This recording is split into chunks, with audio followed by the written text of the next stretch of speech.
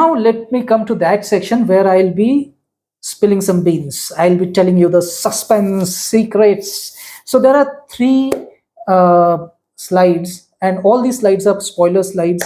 All these slides will ruin your or spoil your experience if you haven't seen the movie. So if you haven't seen the movie, stop watching the video here itself and come back to this section when you have already watched the movie.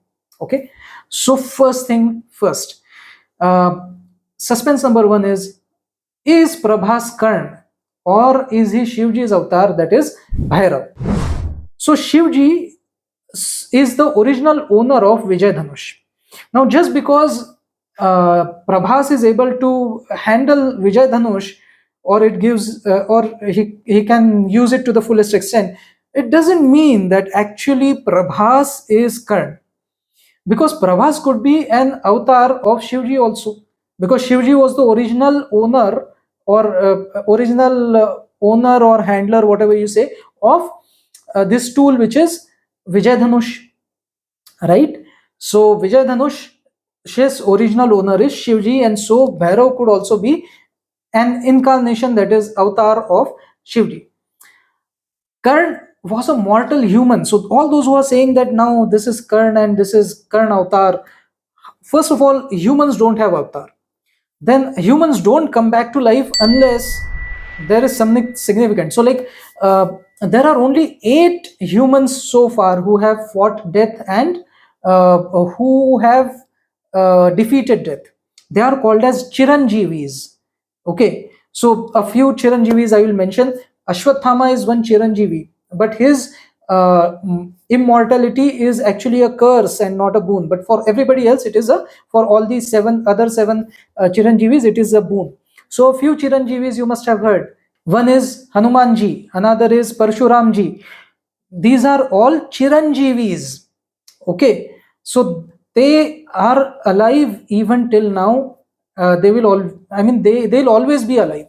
They will always be alive. That is what immortals are, and that is what Chiranjeevis are. So Karn is not an immortal. Karn died like a human. So there is no question of Karn coming back to life. Okay, so forget about this thing and see, Nag Ashwin can have creative liberty in the future. He can show creative liberty in the interpretation of Kalki Puran, but he won't dare touch Mahabharat, right? Whatever has been written in Mahabharat, he won't dare change it. And basically, I don't think he will like to change it, because he seems to be a proud Hindu, he seems to be a proud Indian. Why would you change your own epic? I don't think he'll do that. He'll rather show that epic in the world cinema. He'll show that, oh my god, this is the epic we have, and this is the story, this is what happened in India. I think he's that kind of a person. So I don't think he will distort our history, he will distort Mahabharata. I don't think so. Okay, then his name is Bhairav. You tell me one thing, if he were to be shown as the avatar of Karn, then his name should be something like Karan. Instead of Karn, you will call Karan, something like that. But no, he is being called as Bhairav. Bhairav is what? Bhairav is one avatar of Shivji. Actually, Shivji's avatars are normally called as form of Shivji or Ansh of Shivji, instead of calling them avatars. So Bhairav is one form of Shivji, and Kala Bhairav is a special form of Bhairav. Okay, see, God can manifest themselves in different forms. We like to imagine God in a human form, but normally God can manifest in different forms. And when a form is in a humanoid form, then we normally call it the avatar of that God. So normally people would say that Bhairav is form or avatar of Shivji, and Kal Bhairav is another form or avatar of Shivji. Okay, so his name is Bhairav. Doesn't it give you any hint? Another thing is his car transforms like a dog. People are calling it gorilla. No, look at it moving. When it is moving on all the 4 legs, not legs actually, the frontal legs, and at the end on the back side there is one sphere, but still it looks like a dog. That's more important. It is not like anything else. So dog is what? Bhairav form or Bhairav avatar of Shivji has Vahan, that is vehicle, as dog. And here Bujji transforms to look like a dog. I am just trying to connect things. Another thing is Bhairavji was very good with illusions. What else is the reason of showing Bhairav skilled in 3D illusions?